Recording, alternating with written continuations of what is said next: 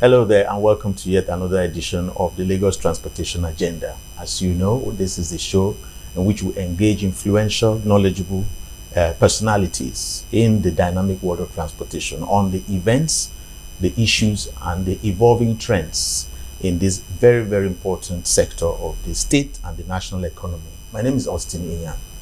A lot has been said about the role of transportation as a key enabler of the team's agenda or Teams Plus agenda of the Lagos state government, especially under the leadership of Governor Babajide Sanwo-Olu. In what ways exactly is transportation an enabler?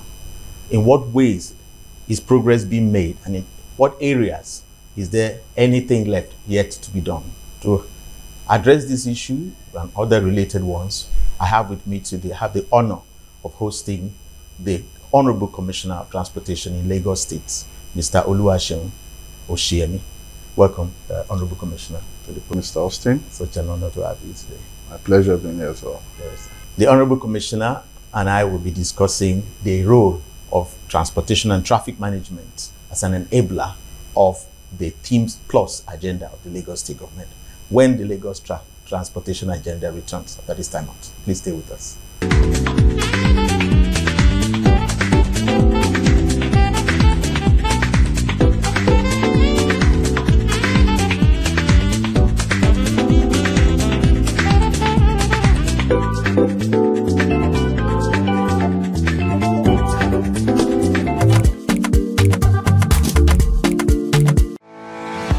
Great economies are built on good transportation network. This is why Lagos State Government through LAMATA has been working tirelessly to enhance the state's transport infrastructure and implement the Strategic Transport Master Plan (STMP) for Lagos and create a world-class transport network for the metropolis.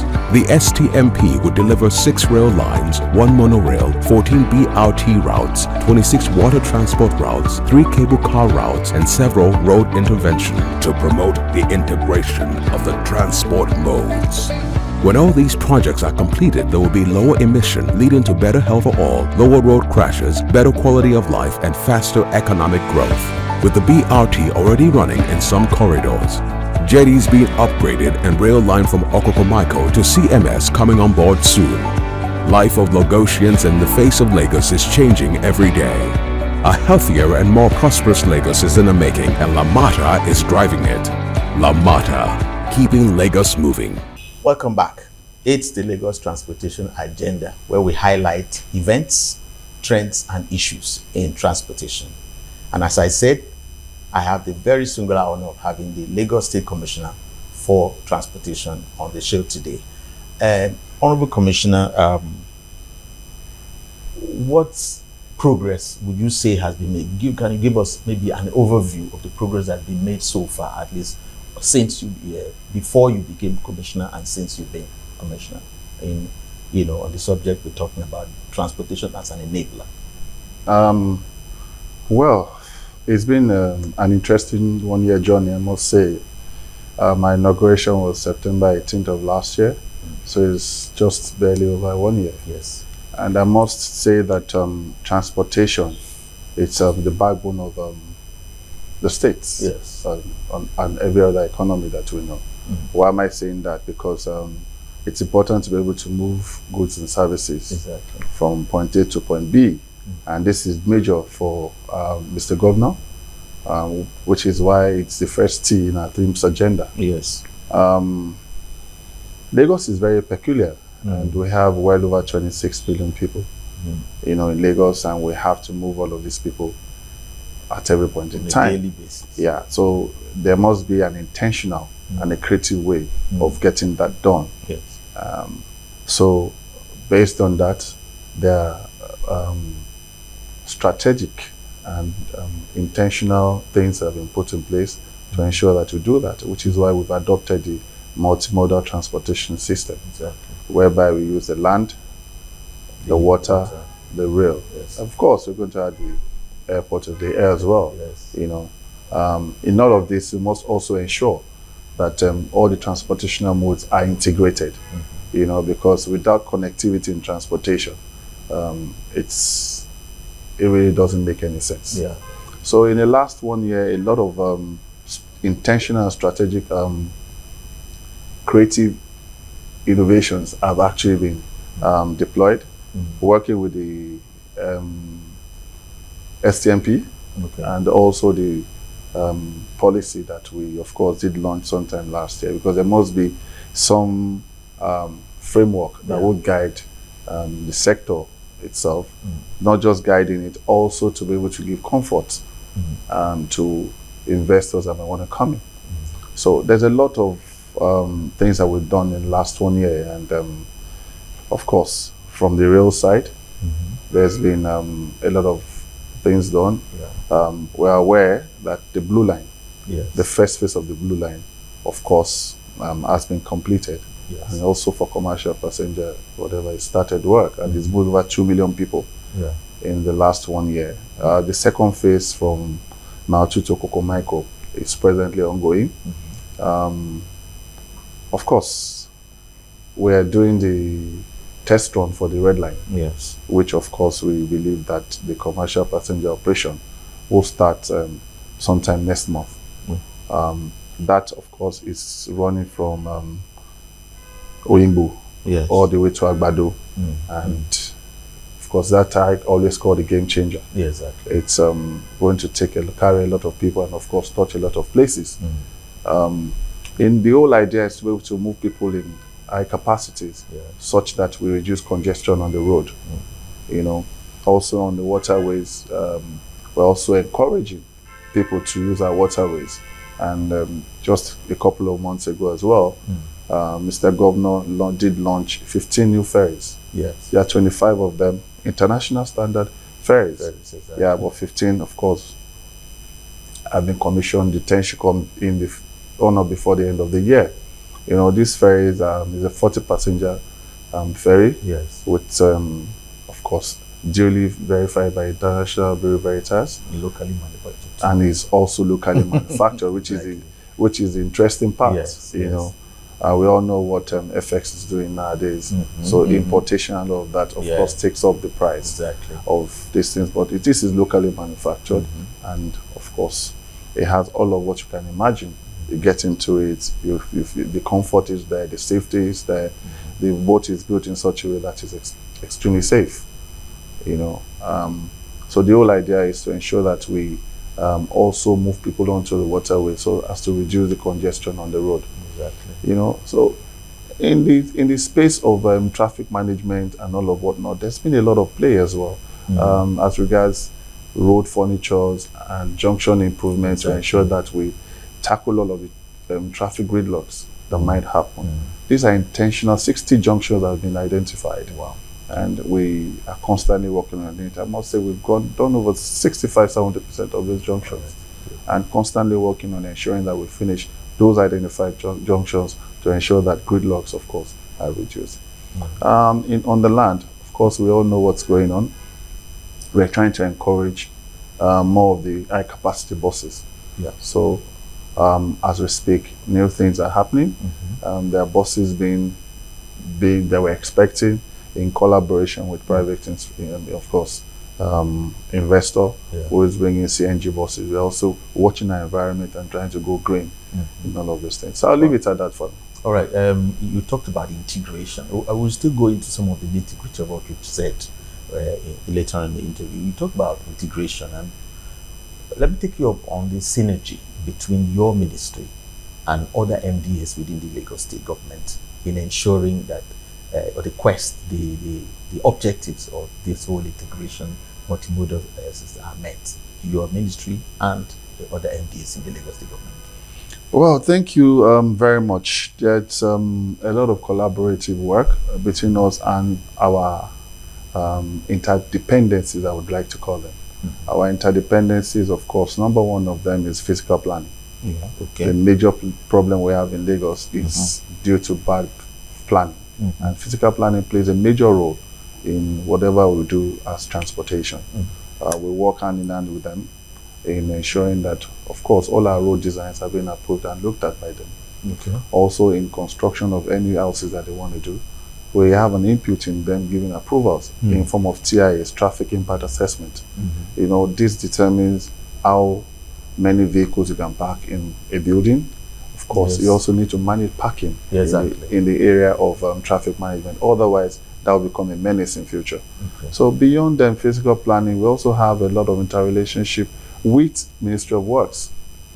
You know, construction or rehabilitation of roads is synonymous to traffic. Exactly. So it gets so bad that people get so used to it when they are fixing, oh, transportation. But on the flip side, it's actually the Ministry of Works. Yes. Exactly. So we actually manage the traffic management part of their construction work. So there's a need for that synergy. The behavioral pattern on the road is one that is not nice from our people. So we need to also manage that. So what we do is a lot of advocacy is being put in place, and then of course enforcement will whip it back online. Some of the things that we do that would interest you is that, for example, I'll give you one instance. You know how it is when you tell people, we have a camera called the MPR camera, which clearly states that if you have your vehicular documents that are expired, the camera would pick it and then you'll be sent a fine.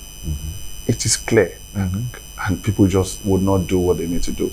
Even if your document expires on that particular day, what you are meant to do is to leave that vehicle at home, go by whatever means to go and renew your vehicle license, because the camera would not know that you are driving to renew those your vehicle license. So renew the vehicle license so that when the camera picks it, then you are not it's not an infraction. So we try to educate people in doing that. And of course, when the camera, if you violate it and then you are caught, you have to pay the fine. The Lagos Transportation Agenda will return in a short while and continue our conversation with the Honorable Commissioner for Transportation in Lagos State, Mr. Oluwaseun Osiyemi. That is time out. Please don't go away.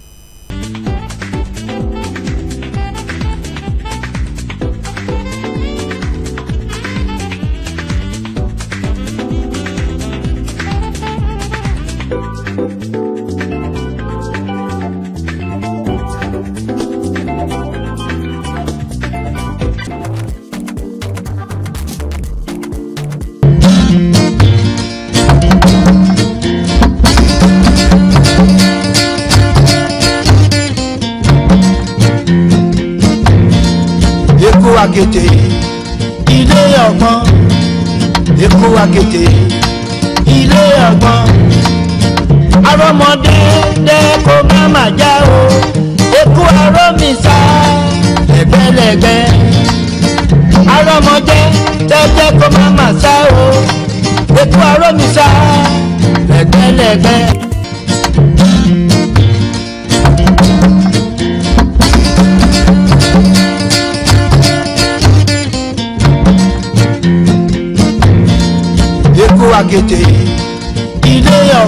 If you're just joining, it's the Lagos Transportation Agenda. My guest today on the show is the Honorable Commissioner for Transportation in Lagos State, Mr. Oluwaseun Osiyemi. Honorable Commissioner, just as I said before the break, synergy, the Lagos-Calabar Coastal Highway is passing through a large swath of the territory of your state. What plan does the Lagos State government have to maximize the opportunities of this very major artery, either on your own or in partnership with the federal government and all other states of the Federation? Well, that's an interesting question, I must say. The Lagos Coastal Road is not the only road that will be passing, or not the only thing that will be going through that axis. I must also bring that to your notice. Interestingly, we also would have the Green Line, which would go from Marina all the way to Lekki Free Trade Zone. So there's a lot of play that's going to happen in that axis, because I must say that Lekki, that axis is actually one of the fastest growing areas in not just Lagos, in Africa. So there's a lot of business opportunity and business hub also springing up. So it's a road that the coastal road, what that does for us, it opens up the place more. Exactly. Not only just for transportation, also for tourism. Yes. So the synergy between the Lagos State and federal government is one that there's an alignment between us and a collaboration whereby the road alignment for the coastal road, it's not disturbing any of the plans that Lagos State has. Okay. You know, so that handshake is one that is very critical, Okay. which makes that project a very viable and wonderful one. You can imagine the connection that would happen. Lagos to Calabar. Exactly. It's going to be a wonderful and awesome, way of doing business. It's going to open up business for Lagos State. Exactly. And of course, all of the states that are involved. In all this whole integrated multimodal system that is coming up now, Lagos being the commercial hub, the industrial powerhouse basically of Nigeria, is that handshake strong enough? Can it be made stronger, and how? Okay, thank you. The handshake between Lagos State and private sector in the space of transportation is quite cordial. Okay. And is one that I won't say is highly, I must applaud highly.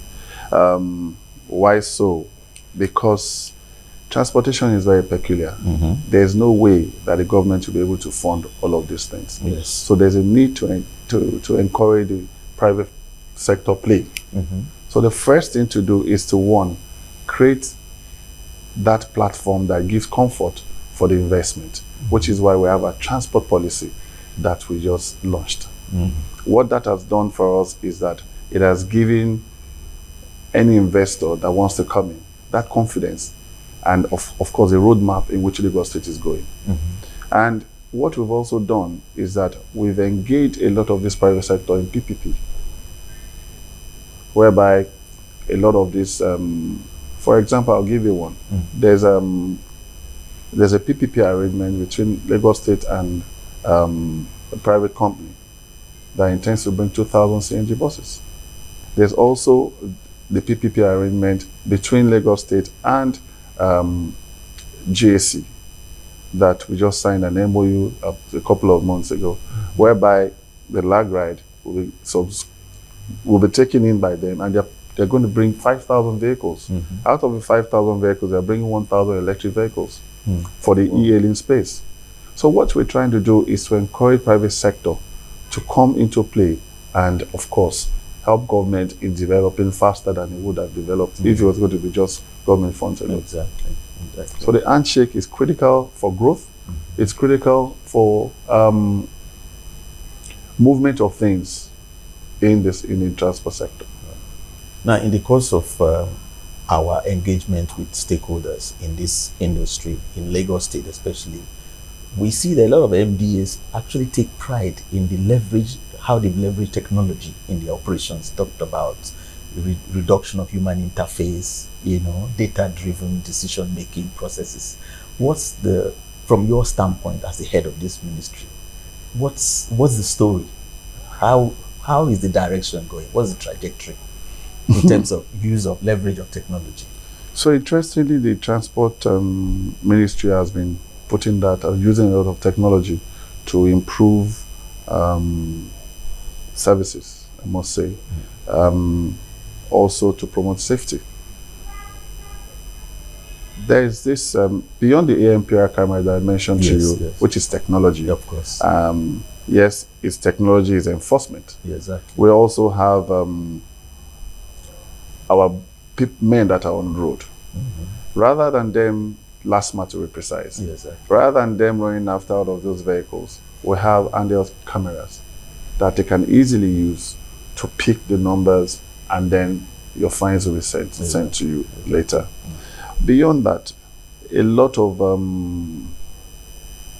there's a program presently that we launched 23rd of this month, with actually Monday, called the e-call-up system. Okay. It's the e-call-up system is a technology-driven system whereby we'll be able to manage the number of trucks that will be going in and out of the Lekki Free Trade Zone. Okay. We all know the numbers you would expect in Lekki Free Trade Zone by the time Dangote comes to full operation. Exactly. Projection says that they will be doing about 3,500, 4,000 trucks per day.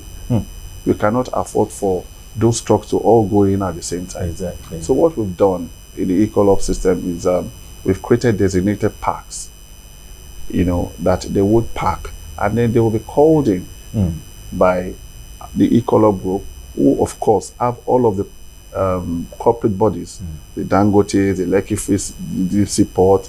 Yes. They've all, of course, queued onto the Ecolab. They send the number of trucks that they need at every point in time. Yeah. And then the Ecolab team will now call the trucks to come in. Yeah. It's all about technology. Of course. That way we can manage the number of trucks that goes in and comes out of that. We call it the red zone, because that's where the activity is. So they're going to park 15 kilometers out of the red zone, and then will be called up based on requests from the various entities. So technology is one thing that we cannot afford to toy with. It helps to solve a lot of problems, and if it's well leveraged on, of course, it makes your work a lot easier. Yes. One aspect of traffic management that we tend to overlook sometimes, and I'm not saying the government in this particular case, is the pedestrians. And just give us an overview of what the government has done or plans to do concerning pedestrian mobility infrastructure in the state.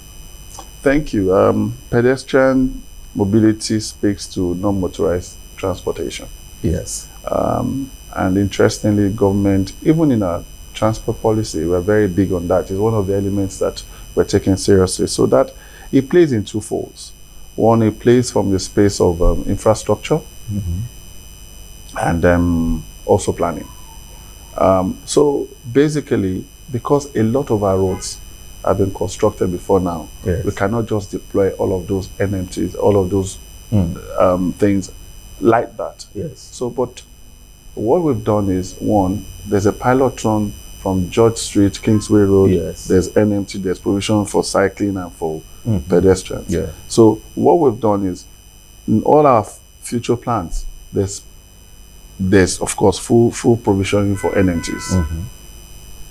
And you know what it does really, beyond people being able to walk, it also helps in the health space. Exactly. What we do is we just sit down from one car to the other. We don't even walk. Exactly. And we all know how we do when we get out of the shores of Nigeria. Exactly. You have to walk. And we're consciously also creating hubs around what we're trying to do. The bigger plan is to ensure that we have a transportation hub that is close to a community, whereby you can get down come out of your house, you walk down to the train station, and you can either take this train or get on the bus.